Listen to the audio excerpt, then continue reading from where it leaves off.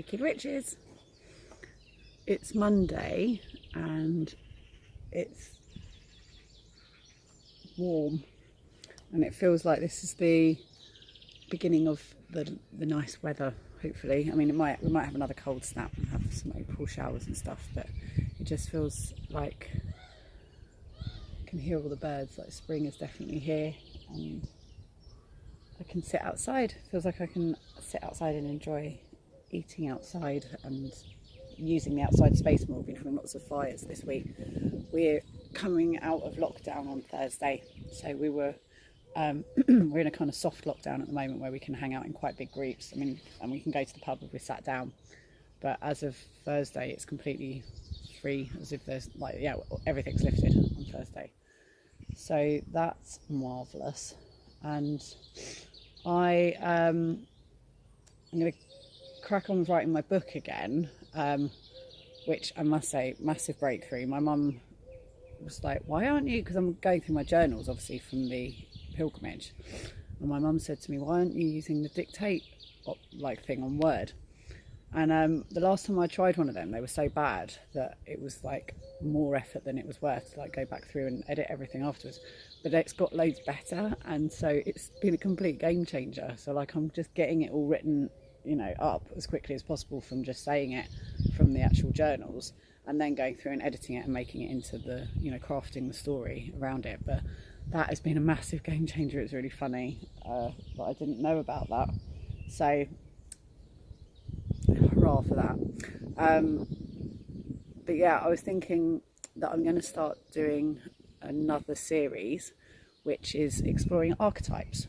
So it's something that someone else requested that I do. So I'm going to start exploring archetypes and begin by explaining what is an archetype when I'm talking about archetypes. So you can Google it and you'll find like Carl Jung stuff, which is, you know, part of it. But his are quite specific and is about a specific, there's like a specific framework to what Jung is doing.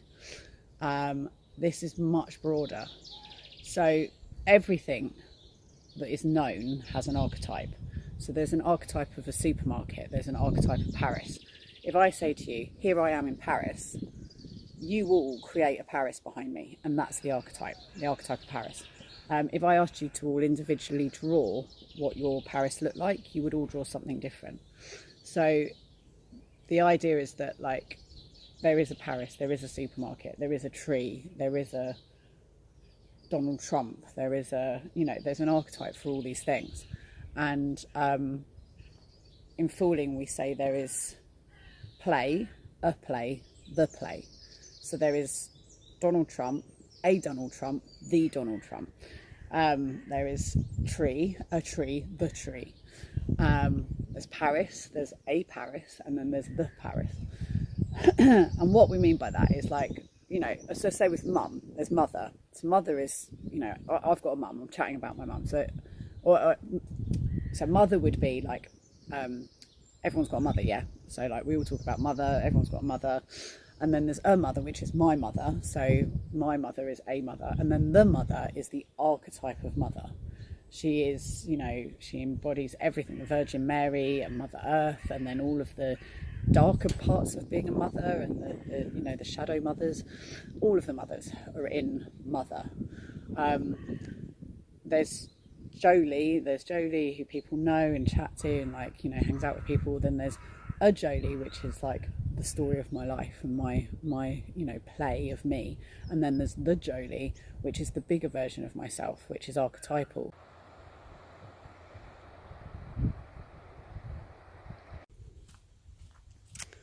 It is a gorgeous day.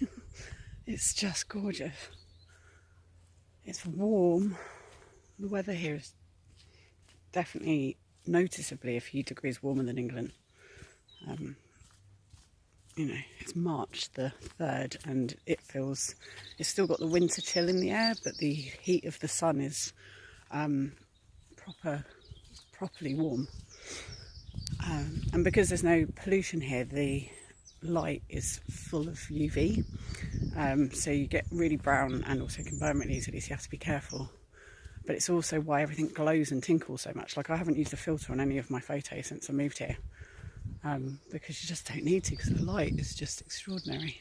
It's an amazing tree.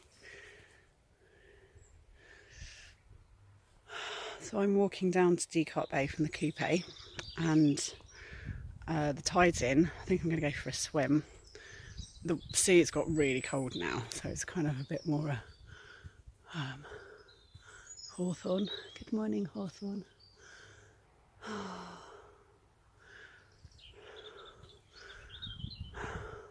you. An elder, hello. Yeah, so it's a bit more challenging to get in there because it's so cold, but it's beautiful. It's looking enticing when I look down there just now. So, and yeah, I'm getting warm from walking. So I'm looking at archetypes again, and I might run another Witchfool EU course. I'm trying to think.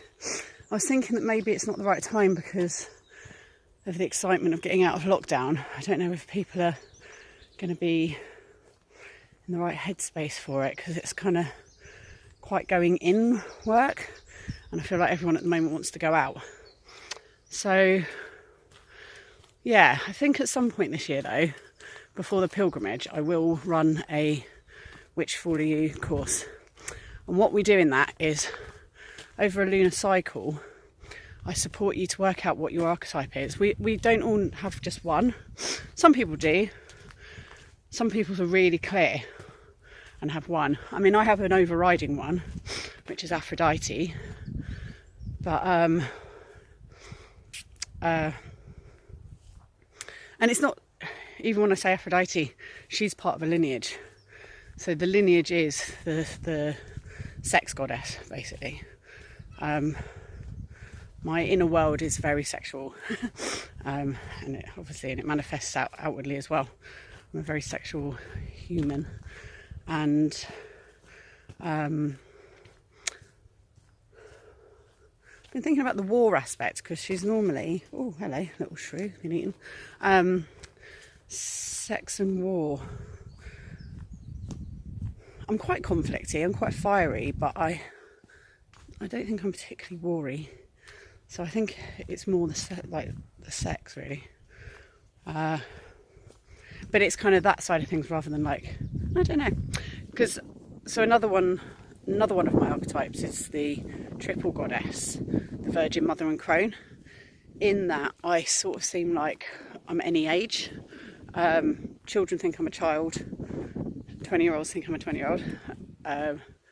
Mothers treat me like a mother, like I have conversations with mother about breastfeeding and childbirth, and you know, I really participate in those conversations. I'm not someone who's just not interested in that. I'm involved in conversations of motherhood, and I get on really well with old people, like really well, and I can talk to someone who's got really full on dementia, and I get where their brain's going and how it's working. I work with them. I don't get frustrated. It's just, I work with it, you know, I totally understand what's going on. So yeah, I feel like I've got this triple goddess aspect where I'm the Virgin Mother and Crone at all times, and I think that's why I've quite strongly got the sight as well, in that I have premonitions, not like visual premonitions, just a gut instinct that I should or shouldn't do something. And it saved my life. It nearly killed me once. It actually nearly killed, well, because I ignored it and I nearly died. And since then, I've not ignored it, strangely enough. So there's that. Then I also have Ing, which is the masculine god of fertility and inspiration and creativity. And that's where my kind of warrior, my fierce warrior, creative warrior aspect comes from. And I'm quite masculine, so I also seem like a man. Yeah, so like, and then there's the Fool, and the Fool is everything. The Fool's a shapeshifter. The Fool doesn't recognise roles. The Fool can be anything and nothing. It could be a cow.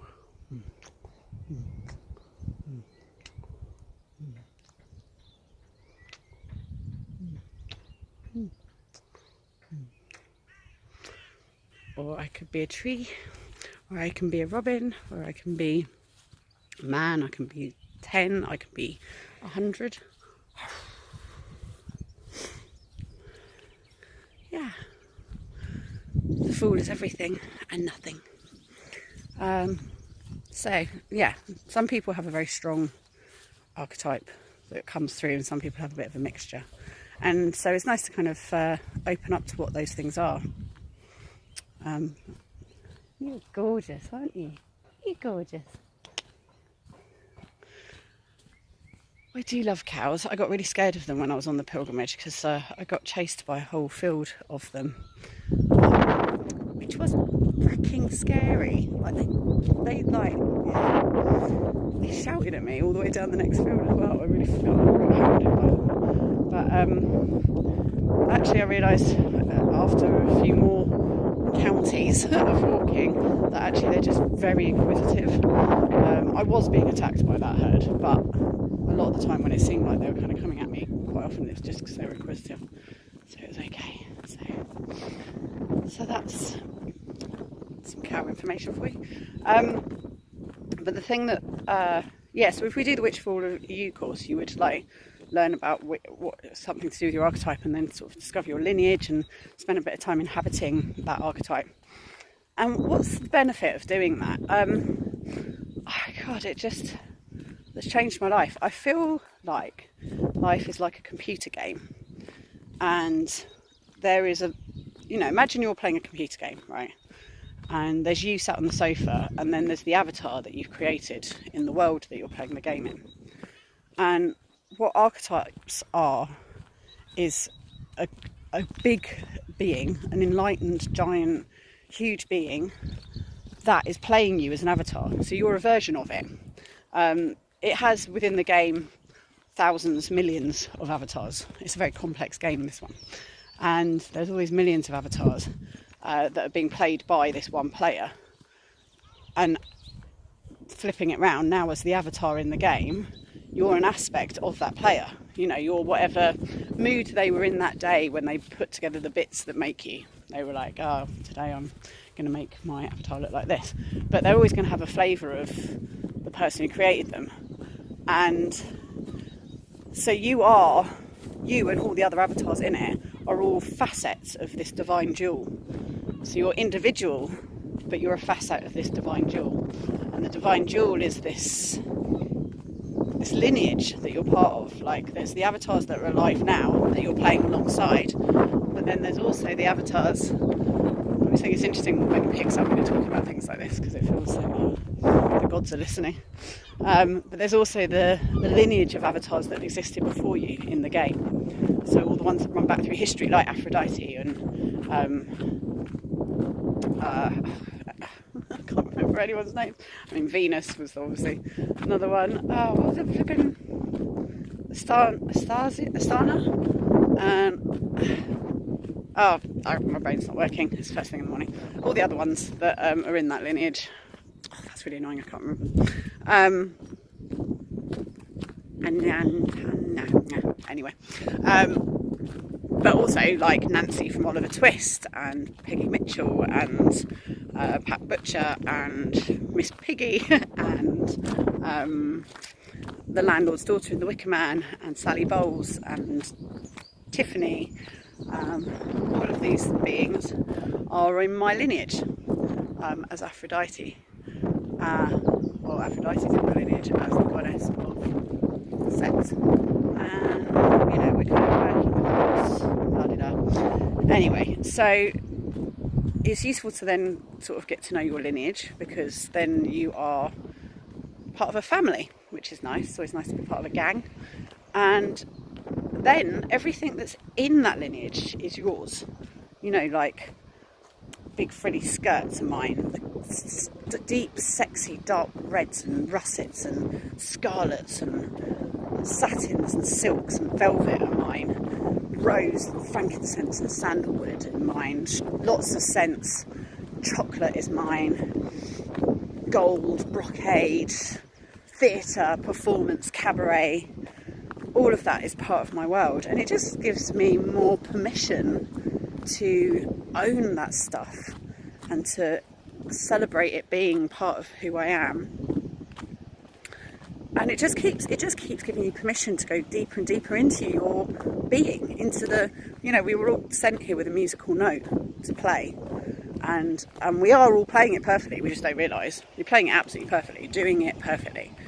But what this work does is it kind of gives you permission to enjoy it more, because, you know, you're already fucking doing you perfectly, but you might not realise you are, and you might not be enjoying the process or enjoying the experience. And life really, as far as I can tell, is just about learning to enjoy being the avatar that you have created. Like, you created it because you're the player as well. So you as the player have created this avatar and put you in this game. And your job in this game is to learn to enjoy being the avatar and have fun with it. You know, like, no, you're not that one. You're not that avatar. You're not that avatar. You're this avatar. And, like, you know, maybe you'll get to come back and have another go as another avatar. I mean, you will, because this being's going to keep making avatars.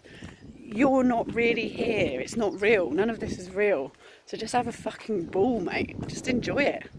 And so the more you get to know your archetype and your avatar and your lineage and all the stuff that goes with your world, the more fun you get to have.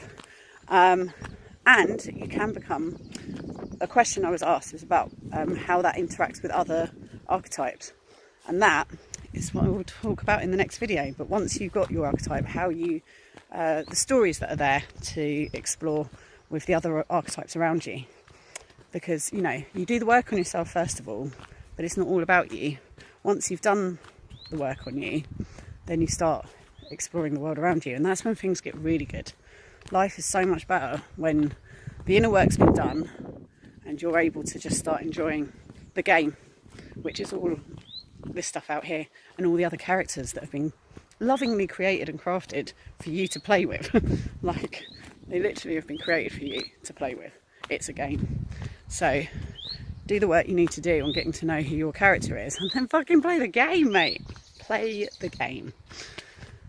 So we'll talk more about how you do that in the next video. I've not been down to the beach at high tide before. Look, there's no beach. It's amazing. Look, look the waterfall. I'm going to get wet. The waterfall's there and there's no beach. Oh, yeah, I'm going to have to get in this. Look at it. Oh my God, she looks amazing. Yeah, I can't not get in that. What a beauty. This is just my favourite beach ever. This is my favourite beach ever. Right, I'm getting in. I'm getting in.